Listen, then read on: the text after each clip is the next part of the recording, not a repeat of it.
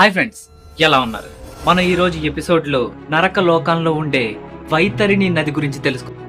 గరుడ పురాణం అనగానే మీలో అందరికీ గుర్తొచ్చేది నరకలోకం, అందులో పాపులకు వేసే శిక్షలు, యమధర్మరాజు, చిత్రగుప్తుడు, ఇవే కదా. మన భారతీయ ప్రాచీన ఋషులు, మహర్షులు తమ తపోశక్తితో దివ్య లోకాలను దర్శించి అక్కడ జరిగిన సంఘటనలను తాళపత్ర గ్రంథాల్లో లిఖించి గ్రంథస్థం చేశారు. ఆ మహర్షుల తపోశక్తి తిరుగులేనిది. శ్రీ వేదవ్యాస భగవానుడు మనకు వేదాలను, పురాణాలను అందించాడు. గురు శిష్య పరంపరగా వాటిని మనకు అందించారు. అలా ఈనాటికి ఆ మహాసంపద మనకు అందుతూనే ఉంది.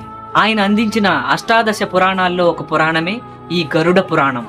గరుడ పురాణంలో రత్నశాస్త్రం, సర్గ వర్ణనం, తీర్థ మాహాత్మ్యం, ఆశ్రమ ధర్మాలు, విష్ణుదేవుని మాయా లీలలు, ఉత్తమ జ్ఞానం, దాన ధర్మం, ఆయుర్వేదం, మన్వంతరం వంటి ఎన్నో విషయాలు ఇందులో ఉన్నాయి. అందులో ఒక అంశమే ధర్మకాండలోని ప్రేతకల్పం.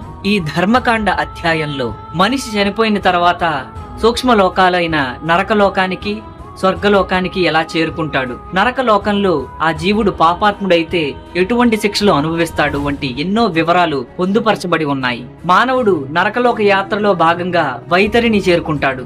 ఆ నదికి సంబంధించిన ప్రస్తావన ఈ గరుడ పురాణంలో స్పష్టంగా ఉంది. అందులో మానవుల పాపాలు, వాటికి విధించబడే శిక్షల గురించి వివరించబడి ఉంది. మనుష్యులు ఇప్పుడు చెప్పబోయే దుర్మార్గమైన పాపాలను చేసి ఈ వైతరిని చేరుకుంటారు.